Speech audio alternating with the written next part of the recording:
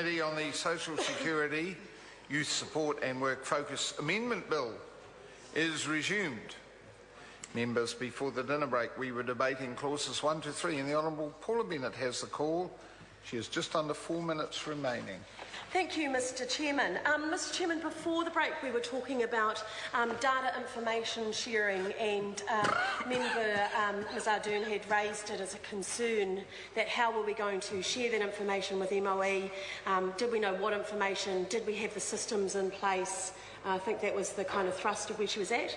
What we've done is we've actually tested it now twice, and the information works, and we are getting the right information in the right time. So I'm quite pleased to say that it has been tested, it does work.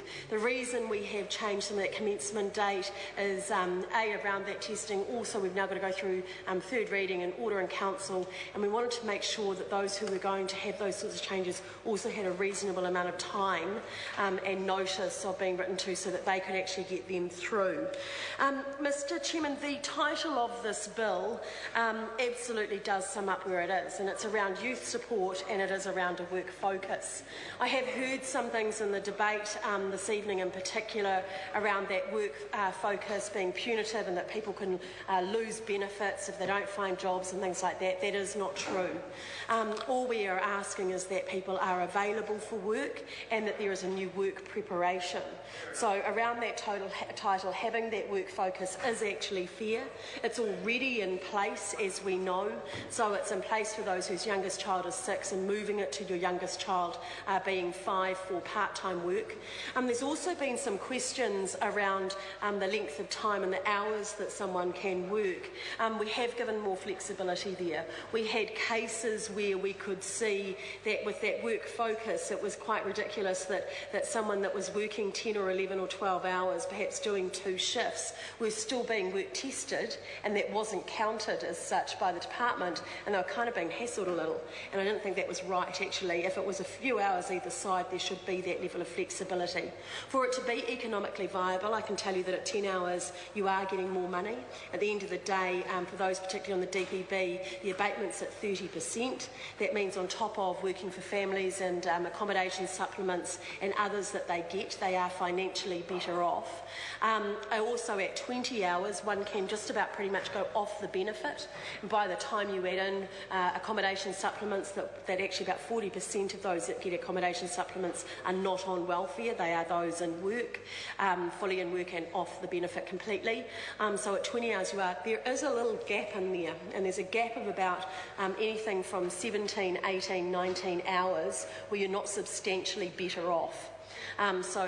Once you get to that 20 hours, there's absolutely no two ways about it. You can see a real benefit. So having that work focus, which of course is in the title, makes real sense and puts that attention there. I just want to sort of, I can't reiterate it enough, it's if you haven't found a job, you will not be punished. You know, there is no punitive, there is no sanction. The requirement is to be work available, and the requirement is to be in that position so that you're actually actively looking. And the reality is, if you're looking, then you've got a much better chance of getting one. As far as that youth support and that work focus, I just do want to give an example as well of a 17-year-old that I met quite recently who had left school early, had been out of work for a year, had not been doing anything, had not actually been on a benefit either, but got to a stage where sort of went, what am I going to do? She kind of took the jewellery out of her nose and sort of put on dressed herself up a bit, got some advice from someone on how she would interview, and went round the Henderson Mall. Mr Chairman. Honourable Paula Bennett. Went round the Henderson Mall with her CV and knocked on doors, and it's a true story that she came out with 3 jobs. So she came out with 3 retail opportunities, and of those opportunities that she came out with, she was at the stage where she was to do work experience for all 3. So she went in and worked for a few hours at each of them, and at the end of that, all 3 of them offered her a job, and she chose one of them. And that was about 3 or 4 months ago, and she's still in work and she's doing okay. Now that is one example I give you, but to say that there is no work available simply isn't true. And let me give you an example as well, is that as members will know that after that, during that recession that we saw, I'm actually very proud that we had a welfare system that was there to support those that needed it. And I get some grief for numbers going up. Well, so it should. Actually, that's when people are walking through the door and they need help. We should be giving it to them as efficiently and as promptly and in as much of a respectful manner that we can, and we did. I heard horror stories overseas, and I'm still hearing them, of queues outside doors and people having to wait absolutely weeks and even months to get appointments, let alone get the help that they need. We were able to address those needs up front. But now here we are, and in January 2010 we had the unemployment benefit at over 68,000 people. We now have it at 50,000. Now, I'd like to see it at less than 50,000, and that's what we're working towards. But the reality is we've seen 18,000 people come off that benefit in the last couple of years due to, in part, the recession, without a doubt, and actually more jobs being available, and that's why they're getting there, but also that kind of focus. So we are seeing that kind of balance there.